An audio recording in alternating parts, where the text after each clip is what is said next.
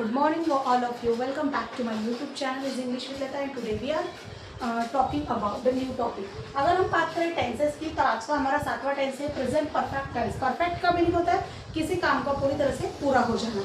जैसे इसमें चुका चुकी चुकी आकर है हुआ, इसके हिंदी सेंटेंस कैसे बनते हैं? जैसे मैं यहाँ आ चुका हूँ, वह दरवाज़ा खोल चुकी है, वह खिड़की से झाँक चुकी है, वह फूल तोड़ चुकी है, तुम यहाँ आ चुके हो, मैं तुम्हें पढ़ा चुकी हूँ, वह सेंटेंस बना चुका है। तो इस तरह के सेंटेंस हम इसमें बनाते हैं। या इसके अलावा मैं यहाँ आया हूँ, मैंने इंग्लिश सीखी है, उसने सेंटेंस बनाए हैं, मैंने बोर्ड पर लिखा, उसने डिनर किया है ना, वे बाहर गए हैं, उन्होंने खाना खाया है। तो इस तरह के सेंटेंस भी हम इसमें बनाते हैं। तो सब चलिए बात करते हैं स्ट्रक्चर की।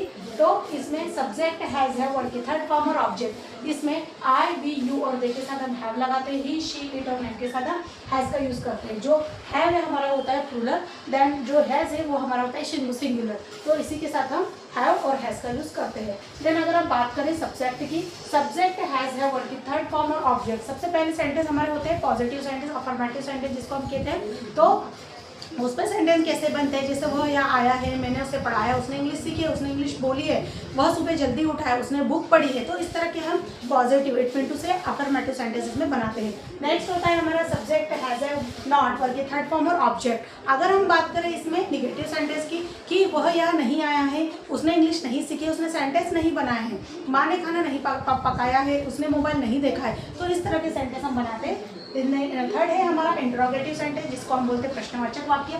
हैज़ है को हमने आगे ले लिया, सब्जेक्ट वर्ड की थर्ड फॉर्म और ऑब्जेक्ट। इसमें हमेशा हम वर्ड की थर्ड फॉर्म का यूज़ करते हैं।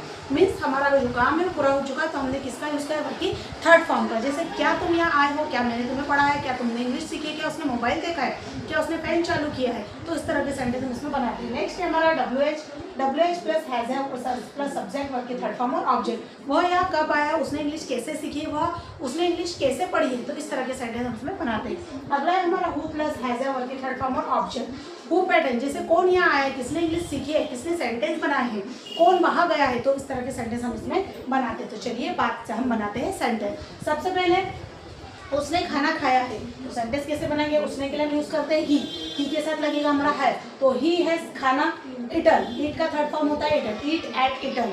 देन खाना food, he has eaten food. उसने खाना खाया है, ही हैज़ ईटन फूड। उसने खाना नहीं खाया है, he has not eaten food. क्या उसने खाना खाया है? Has he eaten food. उसने खाना कब खाया है? When has he eaten food. और किसने खाना खाया? हु हैज़ ईटन फूड, है ना। सीता ने फूल तोड़े हैं, तो Sita has plucked flower, Sita ने फूल नहीं तोड़े।